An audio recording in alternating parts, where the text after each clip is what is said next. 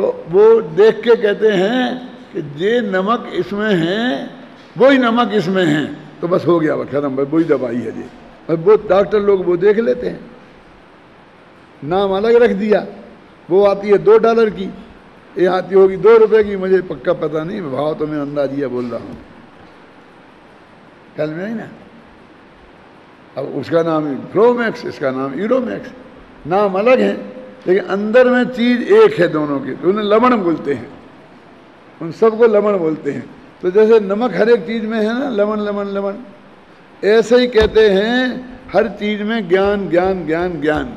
तो सामान्य ज्ञान का आप तुम अकेले ज्ञान को देखो, उसमें क्या झलका, कौन सा ज्ञेय जानने में आया, इससे क्या फर्क पड़ता है, वो कहते हैं ज्ञान तो ज्ञान है।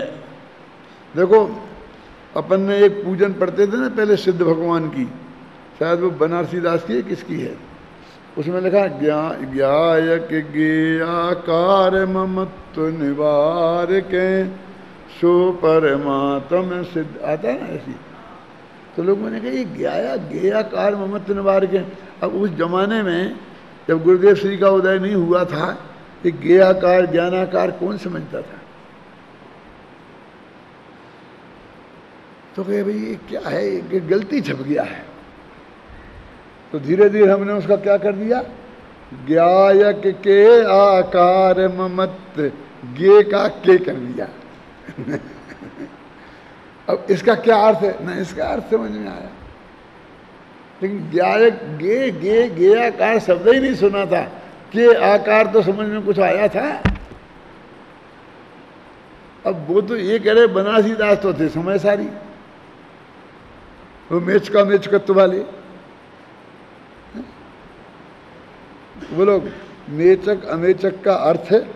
बनारसी दास ने क्या किया, पांडे राजमल ने क्या किया, जयचंद छाबड़ा ने क्या किया, मालूम है कुछ? अभी वहां तक नहीं आया ना, पुराना पढ़ा होगा ना किसी ने। बेसमल अमल करते हैं, एकाकार अनेकाकार करते हैं। तो अब ये कहते हैं कि उसमें ज्ञेयाकार ममत्व निवार के, कि ज्ञेय के आकार जो ज्ञान में झलकते हैं, उसमें ममत्व मानो उसमें अपनापन करना छोड़ो, तो परमात्मा बनोगे। तो वो परमात्मा बनने की विधि है वो। देखो ये ज्ञेयाकार ममत्व निवार के का अर्थ बताने की कोशिश कर रहा हूं मैं। दो चित्रकार थे, तो एक बोलता था कि मैं चित्रकार हूं, बढ़िया से बढ़िया चित्र बनाता हूं। दूसरा बोला मैं विचित्रकार हूं, बढ़िया से बढ़िया विचित्र बनाता हूं। कि दोनों को 2 दीवारें सौंप दी आमने सामने की, और बीच में पर्दा लगा दिया, और एक कहा कि तुम बढ़िया बढ़िया चित्र बनाओ दोनों जने। फिर बाद में राजा साहब देखेंगे और उनकी कमेटी देखेगी, और जो चित्र फर्स्ट क्लास फर्स्ट आएगा उसको पुरस्कार दिया जाएगा। तो एक आदमी ने अपना चित्र बनाता रहा बराबर 15 दिन तक, और दूसरा आदमी वो दीवार थी उसकी घुटाई करता रहा। नहीं लोग कहेंगे ये अभी तक घुटाई कर रहा, पर 8 दिन निकल गए, 12 दिन निकल गए, बनाएगा कब? वो तो घोंटता ही रहा, घोंटता ही रहा। फिर राजा साहब देखने आए, तो वो सब चित्र देखा, और देख करके बहुत खुश हुए। फिर कहा तुम बताओ तुम्हारा, तो उसने कहा पर्दा हटाओ। तो पर्दा हटाया तो वो सारा चित्र उसमें दर्पण जैसा हो गया था ना, झलक गया। वो भी बिल्कुल वैसे ही तुम्हारा। अब निर्णय करना मुश्किल, कौन बढ़िया है कौन नहीं। ये चमकदार दीवार ज्यादा, उससे ज्यादा बढ़िया दिखे। क्यों? अब मैं ये कहना चाहता हूं कि ये वो जो दीवार है वो तो है ज्ञानाकार ज्ञान, और ये जो दर्पण ये झलक रहा है एक ज्ञेयाकार हो गया। तो उस दीवार में ये रंज मात्र भी कलर लगा है, बोलो, नहीं है ना? तो अब ये कहते हैं कि अब कोई भी देखता है तो उसे वो उतने गे जो झलक रहे उन सहित ही वो दीवार दिखती है। तो सब उसको ही देखते हैं, कौन? जहां जो वहां दीवार पे है ही नहीं, जो उस दीवार पे है ही नहीं, सब उसे देख रहे। ये बहुत बढ़िया चित्र है, बहुत बढ़िया चित्र है, वो है ही नहीं। और जो है उसे कोई नहीं देख रहा। तो ऐसे कहते ज्ञान की दीवार में एक गे झलके, तो ये सामने देखने वाले को ये गे दिखते, इसका ज्ञान उसका ज्ञान। सप्त तीर्थ, नौ क्या है, पंचाचारी, कितना कितना ज्ञान है, और डबल MA, ट्रिपल MA, 5 विषयों में MA हो गए, ये हो गए, वो हो गए, ये सब दिखता है तो ज्ञान।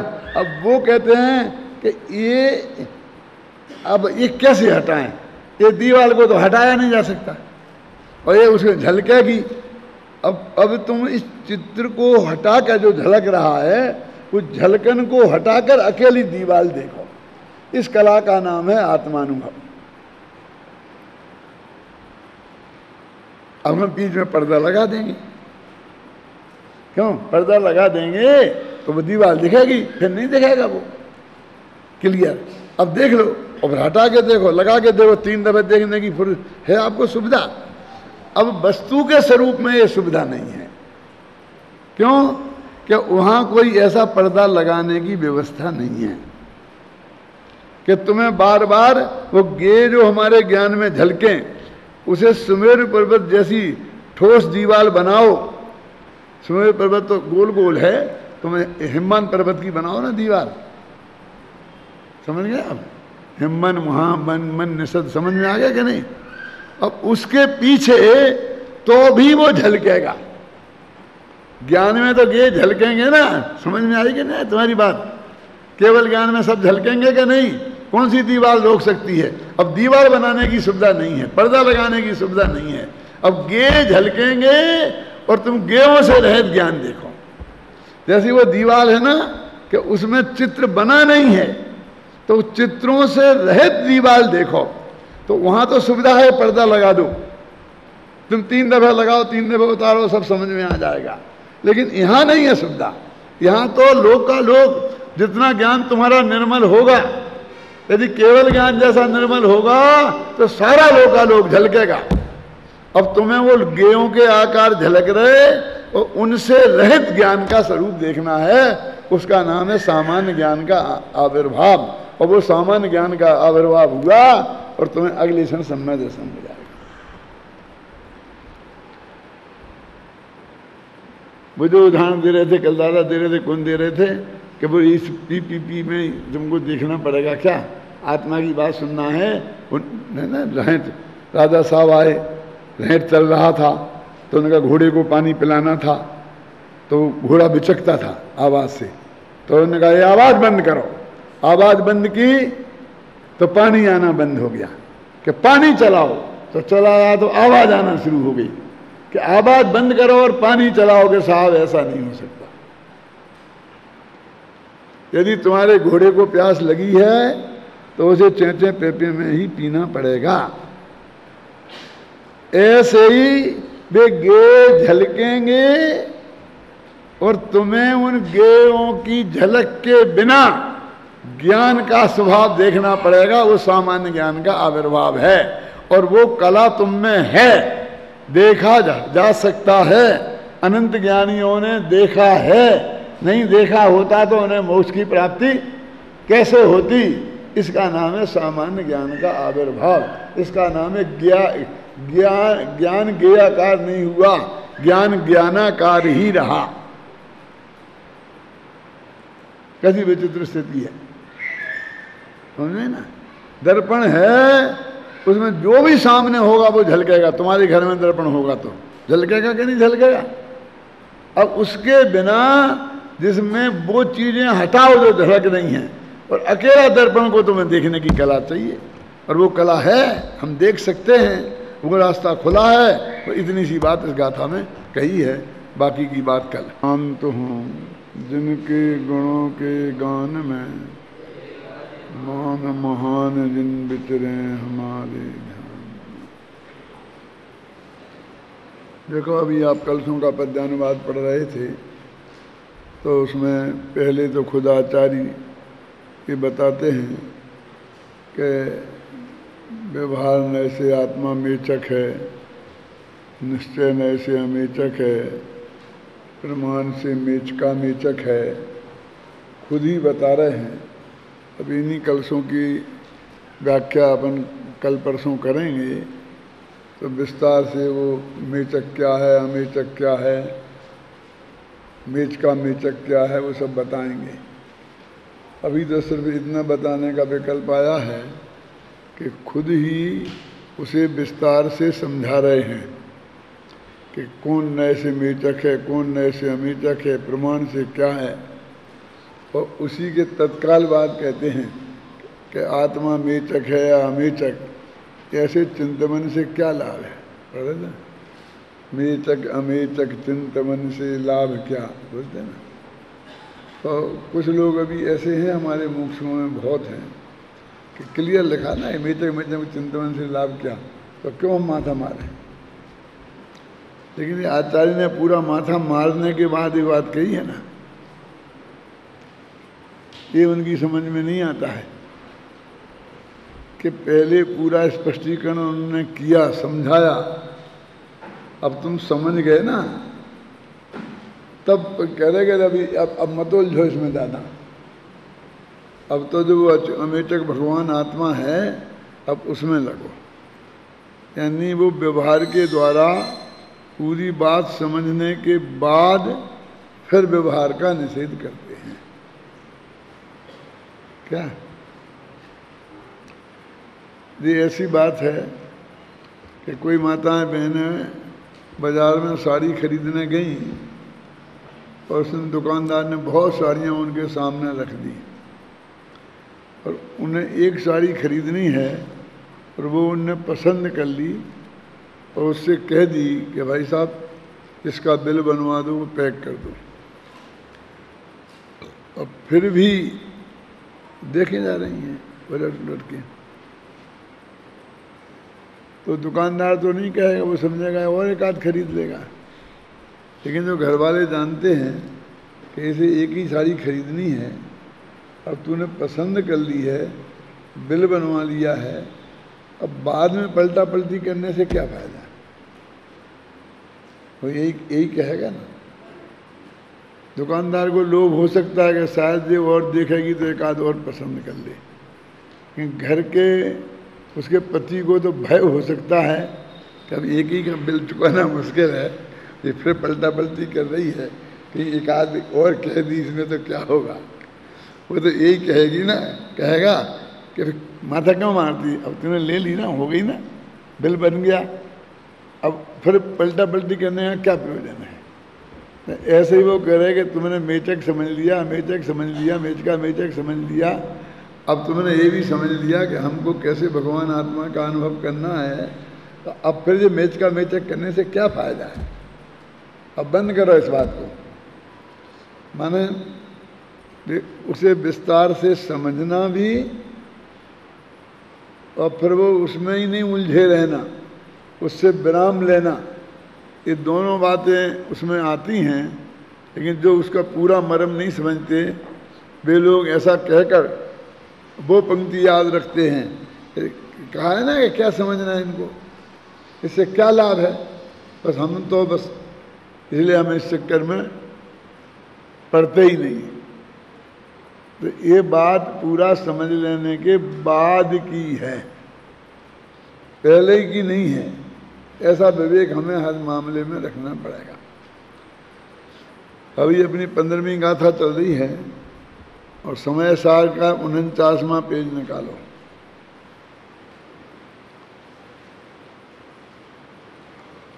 इसमें टीका का अपन पेज पढ़ते हैं, 3 लाइन छोड़ दो टीका की हिंदी में। इसी प्रकार अनेक प्रकार के गेयों के आकार के साथ मिश्र रूपता से उत्पन्न सामान्य के तिरोभाव और विशेष के आविर्भाव के अनुभव से में आने वाला विशेष भाव रूप, भेद रूप, अनेकाकार रूप,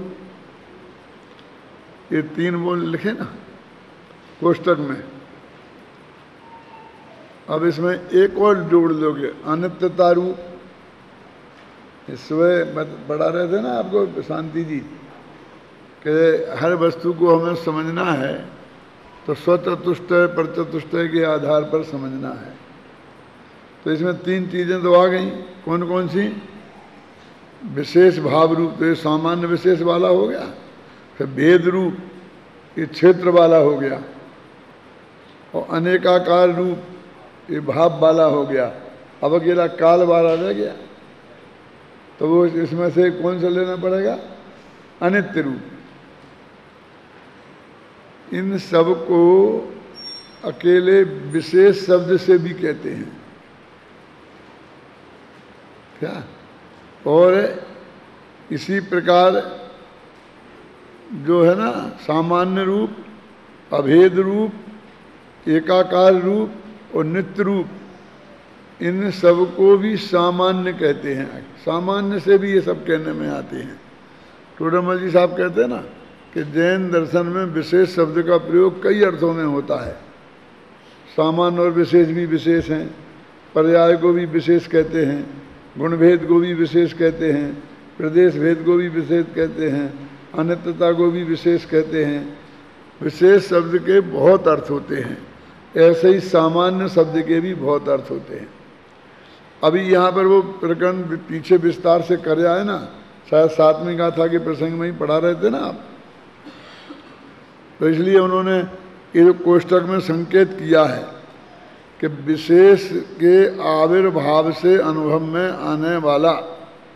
अब क्या बता रहे थे कि ज्ञान और ज्ञेय। अब वो अपने कल उदाहरण दिया था ना कि एक ने इधर दीवार पर चित्र बनाया और दूसरे ने दीवार की घुटाई करी।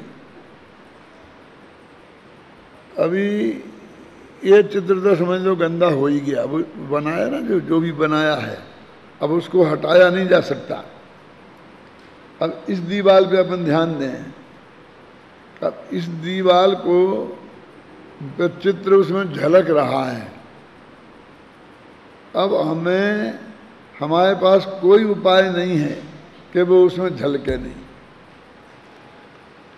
हमें इसमें तो दिखता हम पर्दा लगा देंगे तो पर्दा झलकेगा, समझ में आया कि नहीं आया? यदि हम दोनों के बीच में पर्दा लगा देंगे तो आप ये समझते हो फिर उसमें वो चित्र नहीं झलकेगा, लेकिन पर्दा झलकेगा ना, तो वो जैसा वो है वैसा तो दिखाई नहीं देगा ना, तो उसमें तो पर्दा का रंग दिखाई देगा, जैसे रंग का पर्दा होगा वैसा दिखाई देगा। मन किसी भी चीज की आड़ उसके सामने हम लाएंगे तो भी वो दीवार जो जैसी है वैसी नहीं देख सकते हम उसे, क्योंकि सामने जो चीज होगी वो झलकेगी और जबकि वो दीवार में वो बिल्कुल है ही नहीं। अब हमारी समस्या ये है कि जो पदार्थ उसमें झलक रहे हैं वे हमें नहीं दिखें और वह प्योर दीवार दिखे, तो इस चमड़े की आंख से तो ऐसा हो नहीं सकता, बस विवेक की आंख से हो सकता है।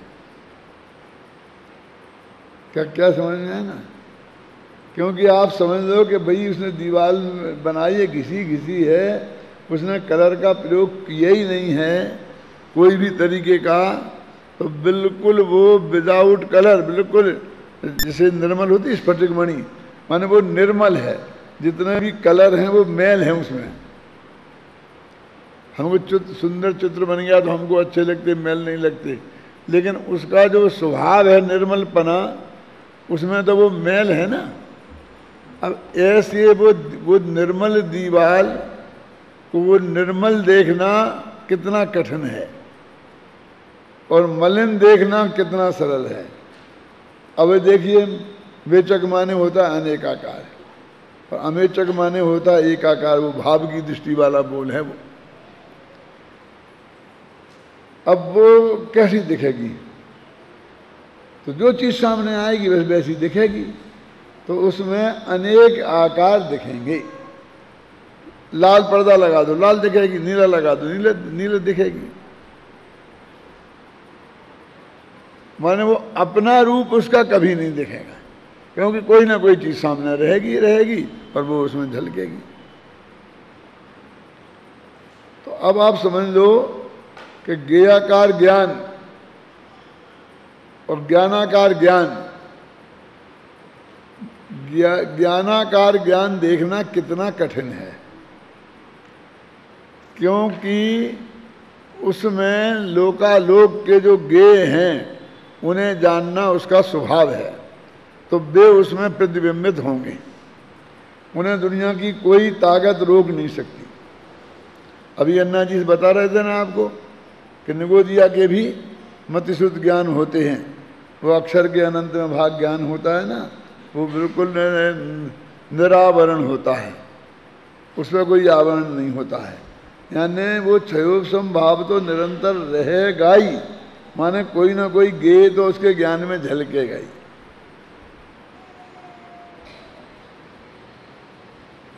वो नहीं रह सकता है, समझ गए ना? और वो जो कह रहे थे ना कि भाई निगोदिया से कोई जीव ऐसा नहीं है जो क्षयोपम के बिना हो। कोई माने कोई संसारी, माने जिन्हें केवल ज्ञान नहीं हुआ है, जिन जो मोक्ष में नहीं गए हैं उनकी बात, कोई माने कोई नहीं है। कोई नहीं है माने वो कितना ही कोई लगाएं, लेकिन उसमें सिद्ध जीव और केवली नहीं लेना। वो संसारी में ही कोई लगेगा, उसके आगे उसमें कोई नहीं लगेगा। समझ में आए ना आपकी में? ये तो हमारे विवेक को हमें 24 घंटा ध्यान रखना पड़ेगा। अब आपको थोड़ा अंदाजा लगा होगा कि ज्ञेयाकार ज्ञान, ज्ञेयों के आकार ज्ञान में जो झलक रहे वे हमें नहीं दिखें और अकेला ज्ञान दिखे, ऐसा हमको प्रयोग करना है बुद्धि की तीक्ष्णता से। समझे ना क्या देख के? अब कितना कठिन काम हो गया आत्मा का अनुभव, क्योंकि वो जैसा है वैसा दिखता ही नहीं। जो ज्ञेय हैं वे प्रतिबिंबित हो रहे हैं और वो ज्ञेय पलटते रहते हैं। जो जो उसके ज्ञेय सामने आता रहेगा वैसा वैसा दिखता रहेगा वो।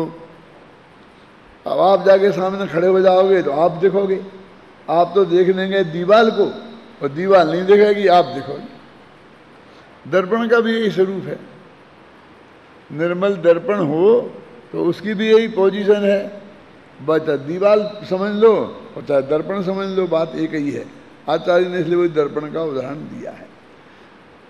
अब दिक्कत क्या है कि ज्ञेय लुब्धानाम, ऐसा लिखा है उन्होंने कि जिनको ज्ञेय, जैसे वो जो दर्पण है ना, तो उसको प्योर दर्पण देखना ही नहीं है। अभी दीवाल ही रखो, प्योर दीवाल देखना ही नहीं है, उस पर बढ़िया चित्रकारी ही देखनी है। जो गए ना प्रदर्शनी में, वो क्या बोलते हैं अंग्रेजी में, नुमाइश बोलेंगे क्या बोलेंगे जो भी, और एग्जीबिशन, जो उसे देखने गए वे कोई ऐसी प्योर ऐसी दीवार देखने नहीं गए, वे तो उसमें बने बढ़िया बढ़िया चित्र देखने गए हैं। तो जो चित्र देखने के लोभी, जैसे आप सिनेमा में जाते हो तो ये सफ़ेद पर्दा लगा है वो देखने नहीं जाते हैं, क्यों? वो 3 घंटा बैठा ले रहे हैं और वो सफ़ेद पर्दा दिखाते रहें तो आप बैठे रहोगे, देखते रहोगे। तो क्या देख लेंगे कि है पर्दा और पर्दा ना दिखे और जो वहाँ नहीं है वो दिखे। नदी आ रही है, एकदम पानी से बह रहे हैं, लोग बाढ़ में बह गए हैं, क्यों? ऐसे आते थे पहले। एक कोई गांव का किसान वो जाके पहुंच गया, सिनेमा देखने लग गया, तो वहाँ से एकदम हाथी आया दौड़ता हुआ, तो भाग गया उठ के वो कि वो आ जाएगा, ऊपर चढ़ जाएगा, ऐसा हो जाएगा। अब तो ऐसी भी फिल्में बन गई हैं, वो 3D ऐसा कुछ बोलते हैं अमेरिका वगैरह में, कि वो हमें दिखाते हैं कि जब अपन फिल्म देख रहे होते हैं तो अपन को लगता है कि अपन भी उसी में शामिल हैं। नदी में नाव जा रही है तो नाव में अपन भी बैठे हैं, पर वो फीलिंग ऐसी नहीं है कि अपने ऐसी वैसी फीलिंग होती हो। उसमें तो घबरा कर बच्चे रोने लगते हैं। क्या आगे भयंकर समुद्र दिखता है, हम उसमें पहुंच गए हैं, उसमें एकदम ऐसा, यानी ये वर्तमान स्वरूप नहीं दिखता है और अंदर में ऐसा दिखता है कि अपन गिर गए हैं। एक कभी ऐसा छोटा सा कमरा होता है, उसमें जाकर के 8-10 लोगों को बैठा देते हैं और उसे कस देते हैं, तो उसमें कुछ नहीं है कमरे, वो गिर के कहीं जा नहीं सकता, फिर भी उसे कस देते हैं और फिर वो वहाँ फिल्म चलाते हैं। तो वो चलाते हो, बीच बीच में उनकी कुर्सी हिलती भी है ऑटोमेटिक। तो इतनी घबराहट छूटती है कि लोगों को हार्ट अटैक हो जाए। उसमें लिखा रहता है कि हार्ट के पेशेंट इसको नहीं देखे हैं। बिल्कुल ऐसा लगता है एकदम पहाड़, उससे ऊपर एकदम चट्टान है और नीचे हम गिर गए हैं, और इसमें ऐसा फीलिंग होता है, बस जो देखेगा उसको ही पता चलेगा वो है? मैं आपको भाषा में नहीं बता सकता हूँ। तो ऐसे ही एक गे मिश्रित ज्ञान, माने जिस ज्ञान में गे झलक रहे हैं, ऐसे लोगों ने देखा है और ये जगत गे लुब्ध है। इसलिए 5 मिनट भी उस हॉल में यदि सफेद पर्दा सामने रहे और बैठे रहना पड़े तो हो हल्ला हो जाता है, नारे लगने लग जाते हैं, ठीक करो हु करके। क्यों? यदि खराब हो जाए ना फिल्म और दिखाने में वो सुधारने के लिए 5 मिनट लग रहे हैं, तो 5 मिनट आप शांति से नहीं देख। क्यों? कि आप फिल्म देखने के इतने लोभी हैं। तो यह है गे लुब्धा नाम। सारा जगत गेयों का लोभी है। उसके ज्ञान की पर्याय में एक गे झलकते रहें 24 घंटे, बस वो यही चाहता है। आत्मा का ज्ञान स्वभाव है, वो भी झलकता तो है ही उसमें, लेकिन वो नहीं, गे का लोभी को वो दिखता ही नहीं। गे के लोभी को ये नहीं दिखता है कि ये जो आनी जानी चीजें हो रही हैं ना, दौड़ दौड़ के हाथी घोड़े दौड़ रहे हैं, ये कुछ नहीं है इसमें। ये तो बिल्कुल निर्मल ज्ञान है।